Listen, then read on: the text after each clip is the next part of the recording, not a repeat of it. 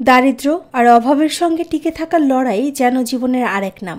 ভোলার চরফ্যাশন উপজেলার আসলামপুর ইউনিয়নের বেড়িবাঁধের ঢালে জরাজীর্ণ ঘরে প্রায় ২৬ বছর ধরে মানবেতর জীবন কাটাচ্ছিলেন বিধবা আনোয়ারা বেগম। স্বামী মারা যাওয়ার পর ২ মেয়েকে বড় করতে অন্যের বাড়িতে কাজ করেছেন তিনি। দীর্ঘদিন ধরে বসবাস করা ভাঙা ঘরে যে কোনো সময় দুর্ঘটনার আশঙ্কা থাকলেও তার নিজের একটি নিরাপদ ঘরের স্বপ্ন ছিল। অবশেষে সেই স্বপ্ন পূরণে এগিয়ে এসেছেন অ্যাডভোকেট মোহাম্মদ সিদ্দিকুল্লাহ মিয়া।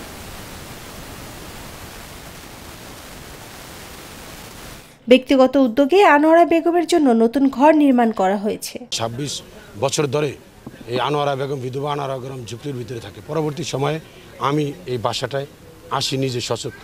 তখন আমি দেখতে পেয়েছি যে এক পাশে পানি, এক পাশে উনি থাকতেছে। তাই তখন আমি দেখে বলে গিয়েছিলাম যে আসলে তো এরকম অসহায়ভাবে একটা মানুষ ২৬ বছর থাকা অনেক দুঃসহ ব্যাপার। হয়তো এটা আমার মতো অনেকেই করতে পারতো, কিন্তু নজরে আসেনি। আমার নজরে এসে বিভিন্ন মাধ্যমে আসছে। আমি তখন নিজের থেকে ওয়াদা দিয়ে গিয়েছিলাম যে এই ঘরটা আমি নিজস্ব অর্থায়নে সম্পূর্ণভাবে তৈরি করে দেব।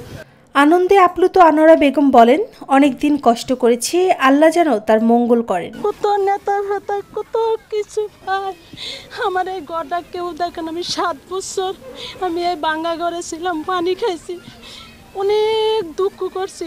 আমার ঘরটা একটু দেখেন, কত লোকজন আসে যায়, কত নেতা ফেতা আসে যায়। কতবার আমি উপর জেলায় গেছি, ওই জায়গায় গেছি, ওই জায়গায় গেছি।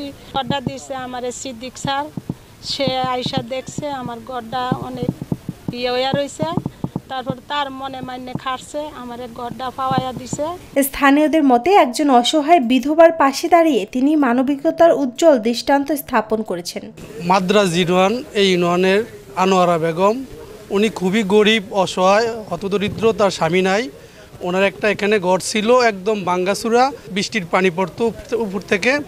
আমাদের স্থানীয় সন্তান চরফ্যাশন মনপুরার অ্যাডভোকেট সিদ্দিকুল্লাহ মিয়া তার এই ঘর উপহার দিয়েছে এবং তার পাশে দাঁড়িয়েছে এবং সুন্দরভাবে তাকে ঘরটা আজকে উপহার দিয়েছে।